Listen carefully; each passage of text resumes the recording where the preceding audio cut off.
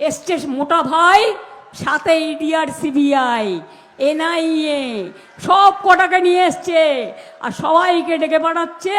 আর ডেকে পাঠিয়ে বলছে ইলেকশনের সময় এই আমাদের হয়ে কাজ করবে। এত বড় সাহস! ও বোঝে না নিজে সালা দুর্নীতির ঠাকুর দাদা, ও বোঝে না নিজে সালা দুর্নীতির ঠাকুর দাদা।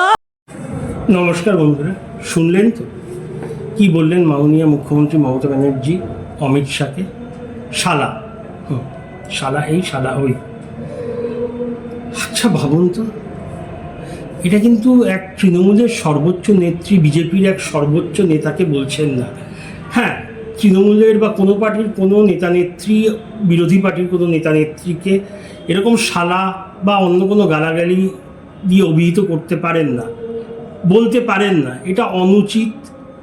সৌজন্যতা, ভদ্রতা, সব নিয়ম ভাঙা হচ্ছে। কিন্তু এখানে ব্যাপারটা আলাদা। পশ্চিমবাংলার মুখ্যমন্ত্রী ভারতের স্বরাষ্ট্রমন্ত্রীকে লাখ লাখ মানুষের সভামঞ্চ থেকে শালা বলে অভিহিত করলেন বা ডাকলেন। কি মানে এটা কি মানা যায়? পুরো বাংলার মানুষ, পুরো ভারতের মানুষ কি ভাবছে, কি ধারণা হলো ওনার প্রতি পুরো ভারতের মানুষের? মমতা ব্যানার্জি কোনো দেশে মানুষ না, ব্যক্তি না।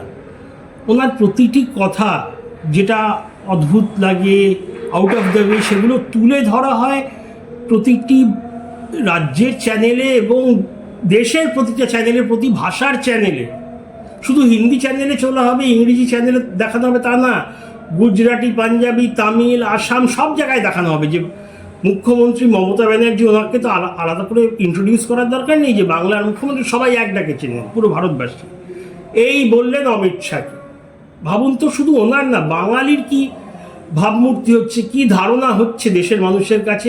এই যে বারবার বাঙালি অস্মিতা, বাঙালি শিক্ষা, বাঙালি কৃষ্টি, এইগুলোর কথা বলেন, তা আপনি নিজে কি মানে প্রতিচ্ছবি, ভাবমূর্তি, ইমপ্রেশন বানাচ্ছেন বাঙালির? আর এটা তো প্রথম না, অনেকবার আপনি গালাগাল দিয়েছেন।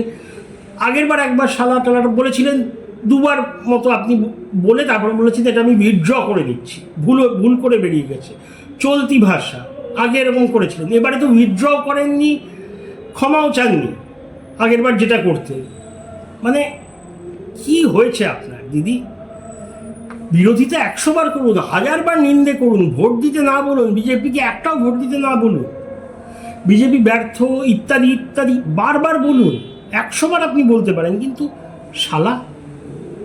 আরে তাও যদি তৃণমূলের অন্য কোনো নেতা বলতো, নেত্রী বলতেন, বোঝা যেত। আপনি সিএম, সবচেয়ে উঁচু পদে বসে আছেন, আপনি 15 বছরের সিএম।